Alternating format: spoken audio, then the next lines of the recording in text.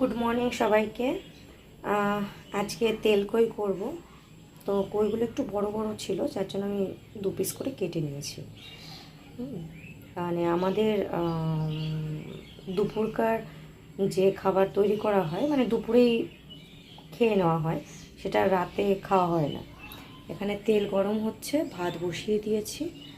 এবার আপনাদের আমি তেল কই কীভাবে করছি সেটা দেখাবো। মাছগুলো ভেজে নিয়ে আগে তেলটা গরম করতে দিয়েছি। যেহেতু আমার ফোনের এখন আপাতত স্ট্যান্ড নেই, মানে নেওয়া হয়নি বলতে স্ট্যান্ড একটা কিনেছিলাম, দিয়ে ওটা একটু মানে কীরকম ছিল, দিয়ে ওটাকে আবার রিটার্ন করেছি। তারপরে আমি বুঝতে পারি না যে মানে আমার যে ইউটিউব চ্যানেলটা আছে, মানে ওর মধ্যে পুরো জগা খিচুড়ি সব আছে। মানে যখন যেটা হয়, কিছু পড়ার ভিডিও, মানে আমি যেহেতু পড়াই তো কিছু সেরকম ভিডিও, তারপরে কিছু রান্নার ভিডিও, এমনি আমার বাড়ির যে বাগানের, মানে আমার বাপের বাড়ি মায়ের বাড়ি যে বাগানের ভিডিও, সব কিছু জগা খিচুড়ির মতো আছে। তাই ভাবছি যে শুধু রান্নার, মানে আমি ঠিক বুঝতে পারি না যে মানে একটা চ্যানেলে শুধু রান্নার ভিডিওই দেব। যদি এরকম থাকে তাহলে সবারই মানে দেখতে সুবিধা হবে, যে কোনো কিছু রান্নার ভিডিও বা আর যেগুলো হয় ঠিক, মানে আমি কোনো মানে ভালো মতো ব্লগও করি না, মানে কিছুই করি না। কীভাবে কী করব সেটা অ্যাকচুয়ালি আমি বুঝতে পারি না।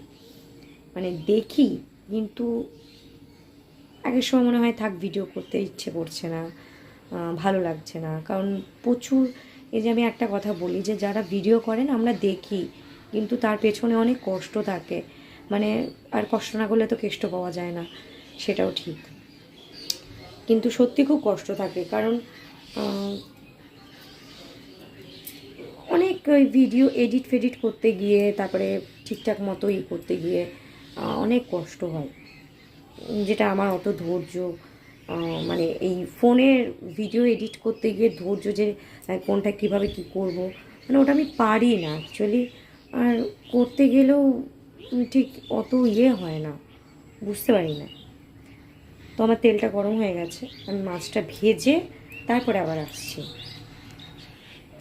আর একটা কথা, যদি কোনো ভুল ত্রুটি বা কীভাবে সংশোধন করব বা কীভাবে কী করব, সেটা পারলে আমাকে একটুখানি বলবেন। ভাজা হচ্ছে। এখানে দেখুন, একটা বড় টমেটো এবং স্লাইস করে কেটে নিয়েছি, এক টুকরো আদা আছে, লঙ্কাগুলো পেস্ট করবো না, দুটো রসুনের কোয়া আছে, একটু অন্যরকম করে তেল কইটা করবো এখানে। পেঁয়াজ আর টমেটো, মানে ওই যে বড় একটা টমেটো, যেটা হাফ স্লাইস করে এখানে কটা রেখেছি, আর এখানে অর্ধেকটা পেস্ট করে নেবো। পেঁয়াজ আর টমেটো একভাবে পেস্ট করে নেবো। এটা একটু হলুদ দিয়েছি, পেস্টটা হয়ে গেছে। এখানে দুটো পেস্ট হবে। ফার্স্ট আমি টমেটো আর পেঁয়াজ আপনাদের দেখালাম, সেটা পেস্ট করে নিয়েছি। এবার একে একে সব আমি দেখাবো। সবসময় একঘেয়েমি রান্না কি আর ভালো লাগে? একটু নতুনত্ব হলে খেতেও টেস্ট লাগে বেশি। যাই হোক, দেখাচ্ছি। দেখুন, আমি মাছগুলো কিন্তু অত্যাধিক কড়াভাবে ভাজিনি, না হালকা হবে না খুব কড়া হবে, একদম মিডিয়াম হবে, যাতে মাছের ফ্লেভারটা বেশ সুন্দর করে মিশে যায় গ্রেভির সাথে। এই মাছের তেলের মধ্যে আমি ওটাকে কী বলে, কালো জিরে ফোড়ন দেব, আর লঙ্কাটাও দেব। যেহেতু চিটপিট করে ফুটবে, এর জন্য আমি একটুখানি ব্রেক নিচ্ছি। এবার এখানে আমি 2 কোয়া রসুনও দিয়ে দেবো। এভাবে একটু খেয়ে দেখবেন, বিশ্বাস করুন অ্যামেজিং লাগবে। একটু আসে, আমি গ্রেভিটা দিয়ে দেবো।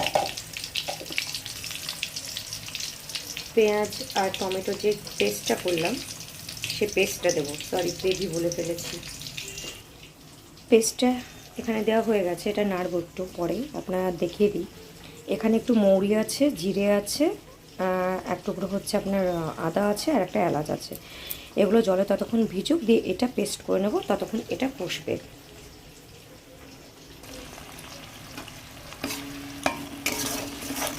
যেহেতু তেল কই, রেসিপির নামই হচ্ছে তেল কই, তো একটু তো তেল বেশি দেওয়াই দরকার, তবে না খেতে ভালো লাগে।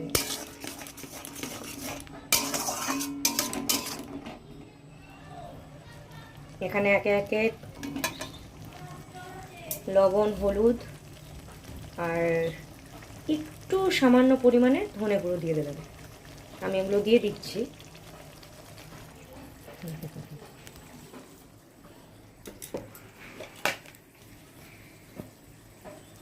আমার হাজব্যান্ড পড়িয়ে চলে এসছে, তাই ওকে একটুখানি বললাম ধরতে। একটুখানি লবণ দিলাম, পরে আবার দেব, কারণ লবণ বেশি হলে তো সব যাবে। একটু সামান্য পরিমাণ চিনি দেবো, সামান্য, কারণ টমেটো দিয়েছি। হলুদটা দেব,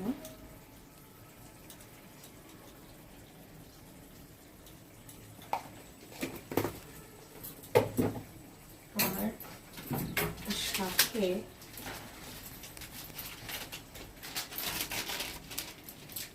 একটু ধনে গুঁড়ো দেবো।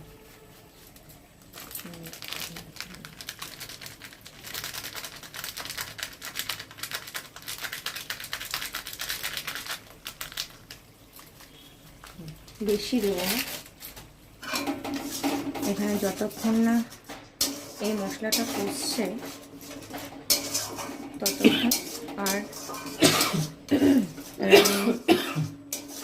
রান্না সবসময় একটু মিডিয়াম আঁচেই করা ভালো। আমি মাছ, অনেকে থাকে হাই বলেন দিয়ে মাছ ভাজে, কিন্তু আমি ভাজি না, কারণ ওটা উপরটা পুড়ে যায়, ভেতরটা সেরকম মানে ইয়ে হয় না। তো এটা হতে থাকুক, তারপরে আমি আবার ব্যাক করছি। যে আদা, মৌরি, তারপরে হচ্ছে আপনার জিরে, এগুলো পেস্ট করেছিলাম, সেটা দিয়ে দিয়েছি। এবার এখানে এই টমেটো স্লাইসগুলো দিয়ে দেবো। এবার যতক্ষণ না টমেটোগুলো একটুখানি নরম হয়ে আসছে, ততক্ষণ এটা কষবে।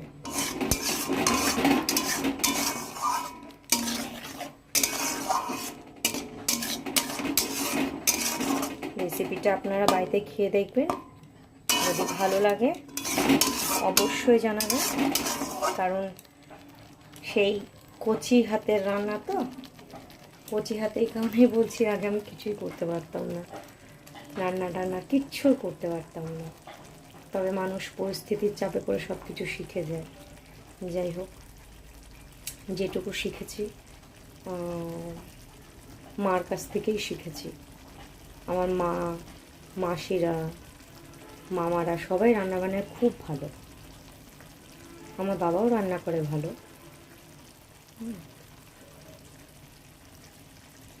তো এটা কষতে থাকুক, তারপর আবার আসছি। মশলা কষার সময় এরকম একটু ঢেকে দেবেন, দেখুন তেল ছেড়ে গেছে। এটা আমি নাড়বো। গ্রেভিটা কত সুন্দর হয়েছে। আস্তে আস্তে ধীমা জালে মশলাগুলো কষাতে হবে। কিন্তু যারা রোজ চাকরি করতে যান, তাদের পক্ষে সম্ভব না এত সময় ধরে একটা রান্না করা। তাই হয়ে গেছে। এবার আমি জল দেবো। আপনি যতটা পরিমাণে, বেশি জল দেবো না, এটা একটু গ্রেভি গ্রেভি খেতে ভালো লাগে।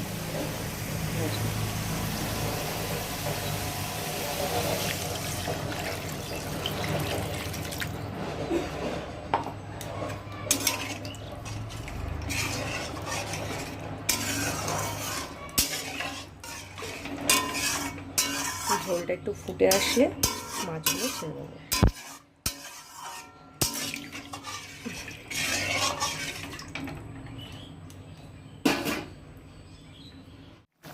আর ঝোলটা যেই ফুটে উঠবে, এভাবে মাছগুলো দিয়ে দেবেন। এবার ঝোলটা ফুটুক।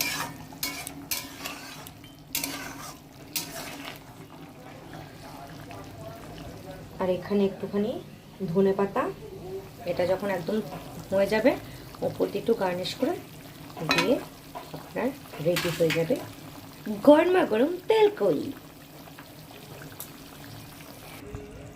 আমার মাছের ঝোল রেডি হয়ে গেছে। আমি একটুখানি কী বলে ধনেপাতা কুচিটা ছড়িয়ে দিয়েছি, ব্যাস এবার আমি বাটিতে নামিয়ে ফেলবো।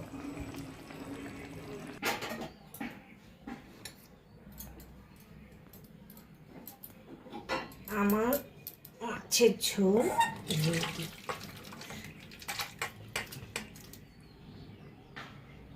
ব্যাস আপনারা খেয়ে বলবেন, বাড়িতে সবাই একটু ট্রাই করে দেখবেন, কারণ যেটুকু জানি সেটুকু দিয়ে করলাম, শিখে অবশ্যই, একা একা তো কোনো এক্সপেরিমেন্ট করিনি, শিখেই করলাম। ঠিক আছে, টাটা।